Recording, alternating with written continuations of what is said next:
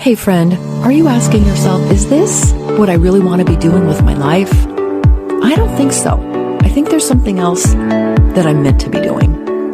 Welcome to the Painting Your Path podcast, where we have real conversations about what it takes to step out, be bold, and do you. I'm your host, Castillo-Ramsey. Let's dive in. Welcome back to the Painting Your Path podcast.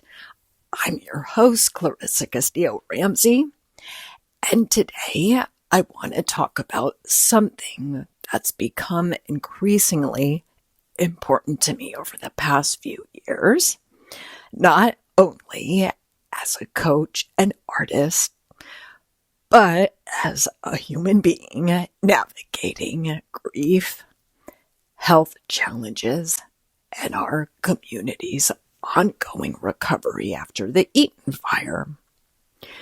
The title of today's episode is, What If Your Next Prescription Was Creativity? Now, before anyone gets nervous here, I'm not suggesting to replace doctors, therapists, or medical care. What I'm talking about is something called social prescribing. And if you joined my virtual retreat last year called Creative Care, social prescribing was the main theme. And if you're not familiar with the term, social prescribing is a growing movement that recognizes that well-being isn't only supported through medicine and clinical interventions. Sometimes it's all about movement. Sometimes we need creativity. Sometimes we need community connection. Sometimes we need nature. And sometimes we really need to connect with purpose. In other words, sometimes what helps us heal isn't another thing to consume. It's an experience, a practice, a community, a way of connecting and reconnecting with ourselves. And that's exactly what inspired the movement and made it meditative art workshop I'm hosting on June 17th in Altadena. But today's episode isn't really about the workshop. It's about why these practices matter, especially during seasons of recovery. And if I'm being honest, recovery has been a major theme in my own life these days. Recovery from losing my dad last year. Recovery from the Eaton Fire.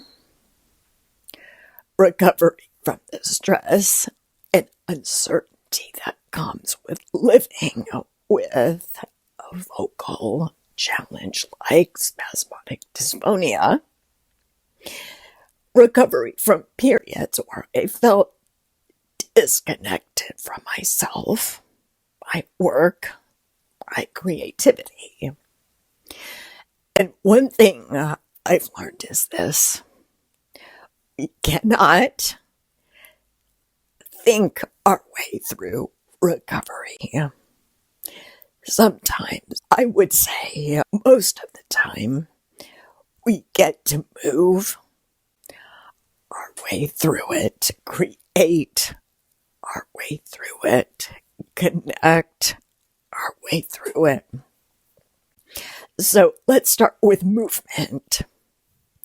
For a long time, I thought of movement primarily as exercise, something you do to stay healthy, something you should, quote unquote, do. But movement is so much more than that. Research consistently shows that movement can reduce anxiety, lower stress, improve sleep, increase energy, and support emotional regulation. Movement helps us process experiences.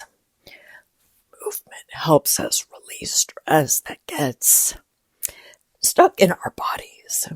Movement helps us return to the present moment. And some of my best ideas haven't happened sitting at my desk. They've happened while walking, while practicing yoga, while simply getting outside and allowing my body to move. Movement reminds us that we're alive. And sometimes that's exactly what we need. The second pillar is creativity. You probably won't be surprised that I love this one.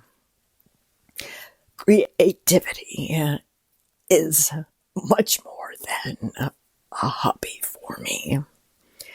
It's a healing practice. And research has shown that creative activities can reduce stress, improve mood, support trauma recovery, and create a sense of purpose and meaning. And I've experienced this personally. When my voice changed because of spasmodic dysphonia, there were emotions I couldn't fully express with words. Frustration, anger, rage, uncertainty. And art gave those feelings somewhere to go. The same thing happened after the Eaton Fire. I turned to art to help me process. And honestly, many of us are still processing what happened. Recovery isn't a 6-month project. It's not even a year project. Recovery happens in layers. And art allows us to explore those layers without having to explain anything. Sometimes a brushstroke says what words cannot. Sometimes a color holds an emotion we've been carrying for months. Sometimes simply creating something reminds us that we're still here, still growing, still becoming. A third pillar in social prescribing is community. And this one hit me again recently.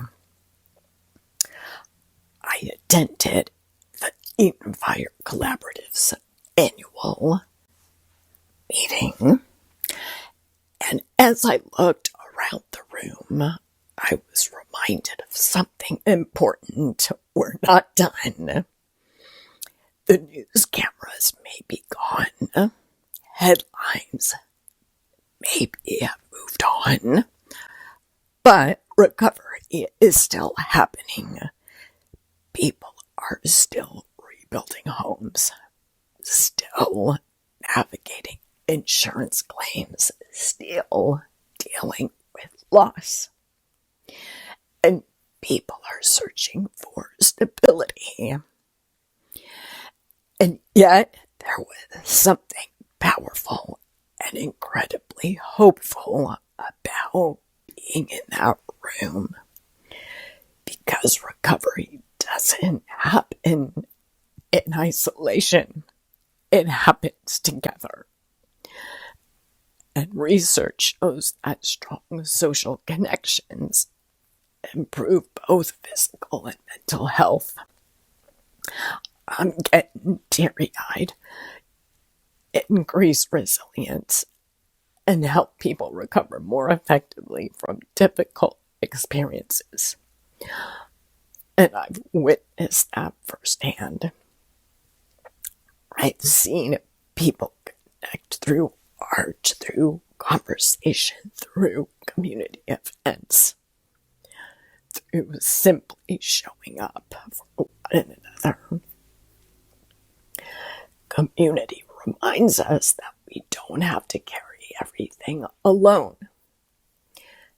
And perhaps one of the greatest gifts of social prescribing is that it reminds us that well-being isn't something we achieve by ourselves. It's something we cultivate together. So as I prepare for this upcoming movement and meditative art session, I keep thinking about these three pillars: movement, creativity, community. Three simple practices, three powerful forms of care.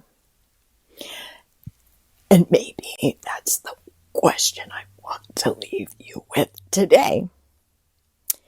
If you've been feeling overwhelmed, disconnected, or exhausted, don't start by asking, "What's wrong with me?"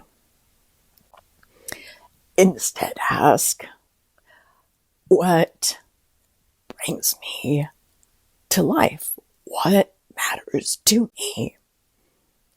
What kind of care have I been missing?" And maybe it's movement, maybe it's creativity, maybe it's connection, or possibly all three.